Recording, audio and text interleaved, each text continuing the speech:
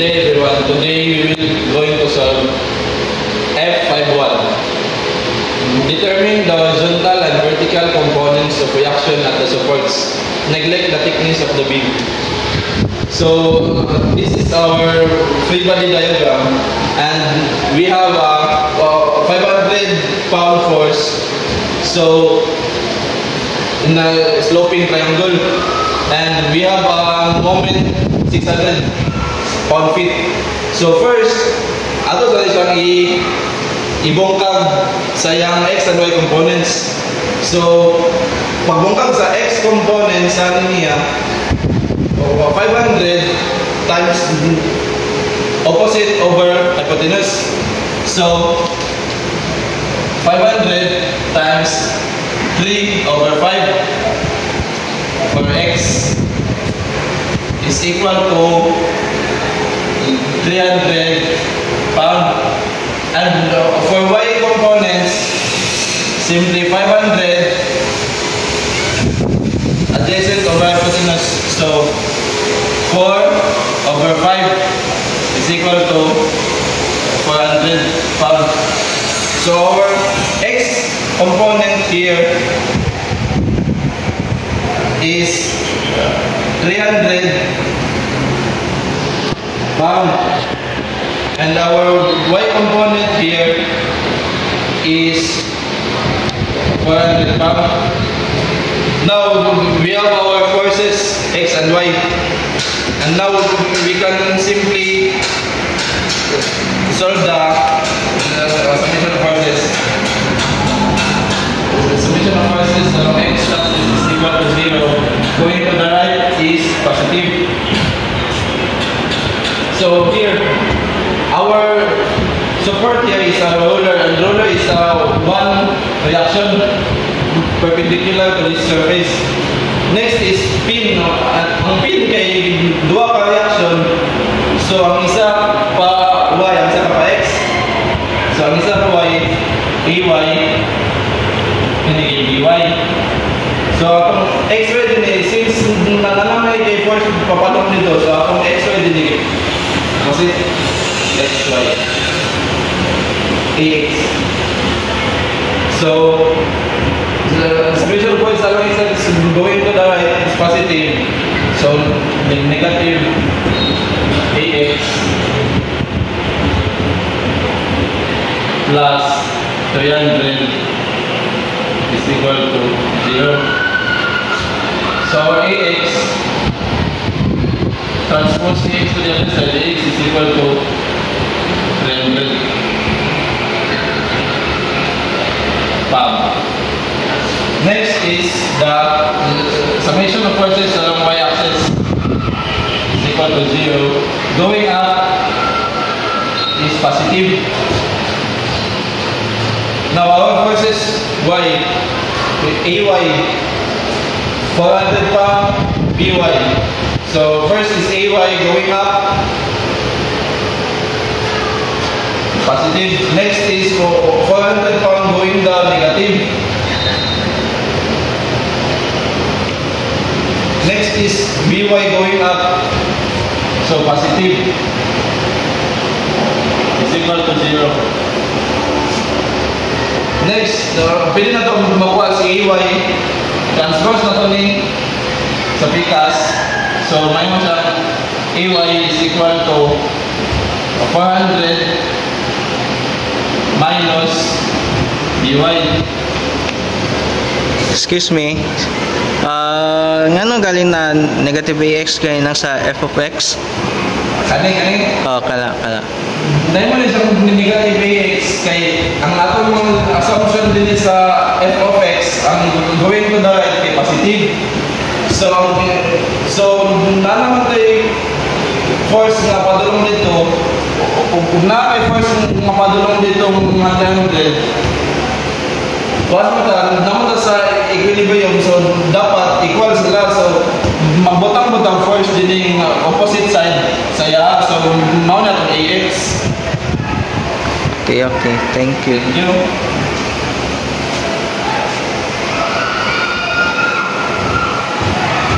Next is we will going to solve the moment.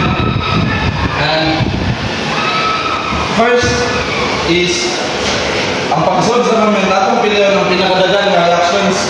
So diay kasapin ang sa roller kay isa ang sapin kay duwa.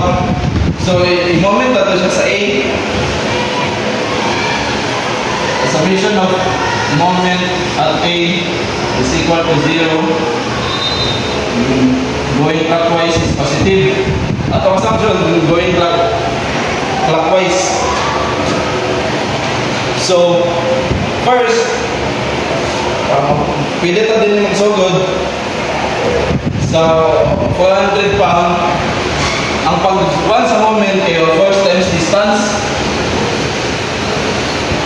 Moment is equal to first times distance. So 400 pound force. So ang distance niya kay 5 feet papadulong din eh. So simply 400 times 5. Next is By. So our assumption is going in clockwise direction, but By is the opposing, so negative By. Next is 600, so positive 600 is equal to 0. Wait. Our By, distance for our By is 10. So By times 10 distance. Next is plus 600 is equal to 0. So to solve for By, simply transpose to the other side.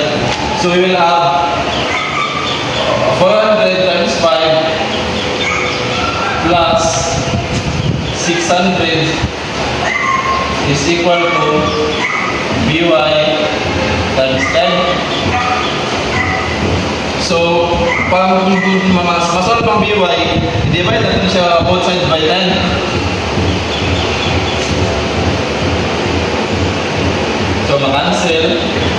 So our By now is simply 400 times 5 plus 600 over 10. So our By in the calculator, we will get By which is 260 pound-foot. Now, this is our By.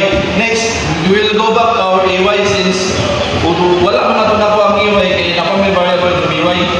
So, ang atong Ay na karon is simply 400 minus the By which is 260.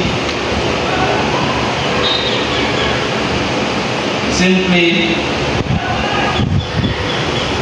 Ay is equal to 400 minus 260 is 140. And this is our Ay. This is our Ax. This is our By. So nakuha na ito itong unknown. Natin unknown na tulo, isa, dua, o tulo.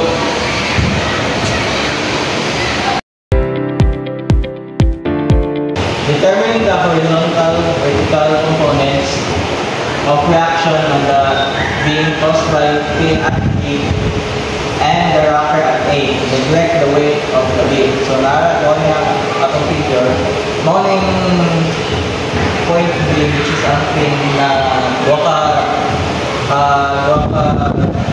reaction which is Dx and then Dy, and then ang rocker dial is isa lang ka force na mo-react which is ang Ay. So namin tayo slope na angle ay na force na pagpaubos na 600 Newton, and And then natin tayo na form na angle is 45 degrees. Na grounded tayo ng distance na 2 meters, 3 meters, o natin tayo force na paubos na 100 Newton, then 2 meters. Then natin yapon tayo force na paubos kapag tayo sa taas sa pin, which is 200 Newtons. O natin tayo kapagaon sa ato ang beam na 0.2 meters. So, first is, ato sa pangitaon ng force ay ang para dito maglibog. So, itong gamiton is itong natay force nga from X and then Y para dito maglibog pagsod. So, dahil yun is mag-form din ako ng 600 sin 45 and then sa along the y-axis and then dahil sa along the x-axis is 600 cos 45 degrees. Then next is mag-solve din ka sa f of x na assuming na ang force is nasa right direction is positive. So, close to 0. So, ito na yung i-identify dali kung sa yung mga force na nasa x-axis. So, makita na mo dali is natay force na 600 cos 45 degrees o BY, pero since ang BY is padalong dito, natabot man siya sa atong reaction na force nga pa-right side. So, maging siya negative dx cos 0. So, issue na tayo na ito i-transpose ng dx dito sa theta. So, dx is equals to 600 cos 45 degrees. Then, ang resultant anak niya is 424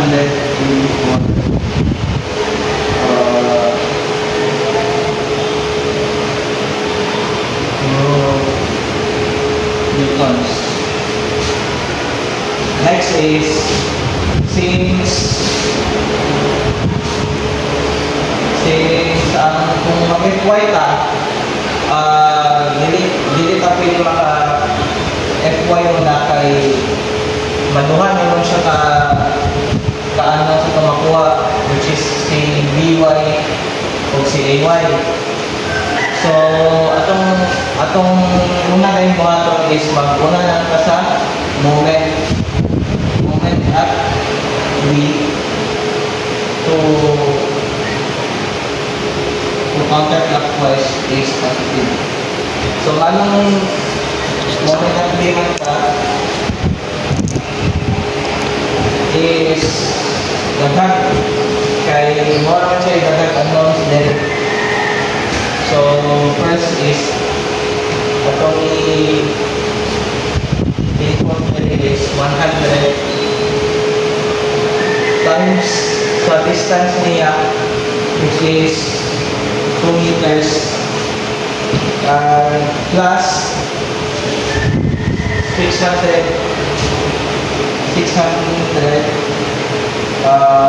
cos 45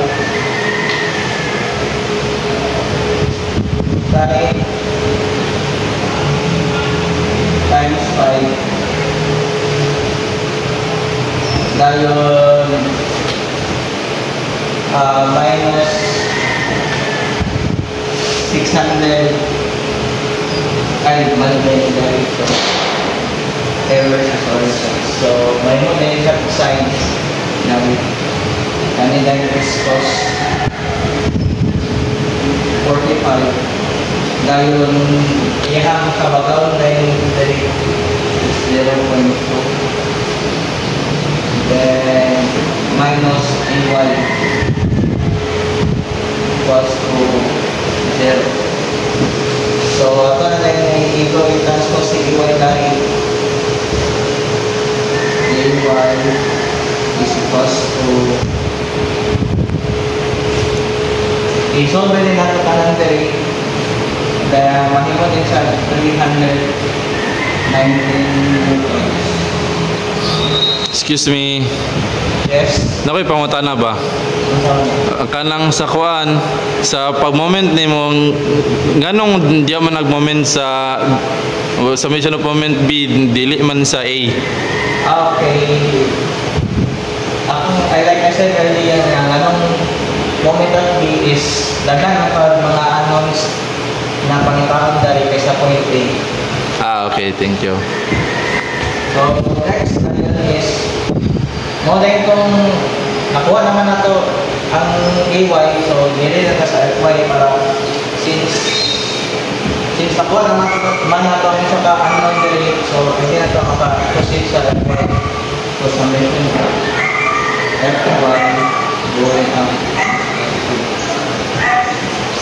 So makita din tayo forces na niyagi sa y-axis. So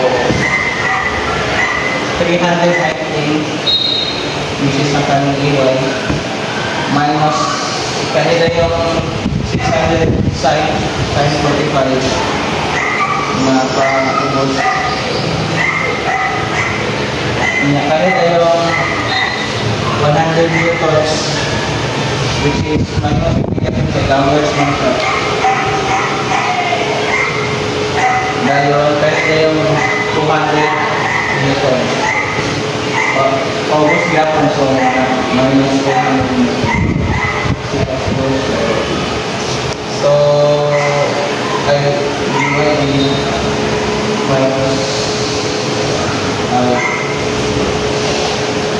minus V1 so ito na din yung transpose dari sa V1 sa ikas. So V1 is equals to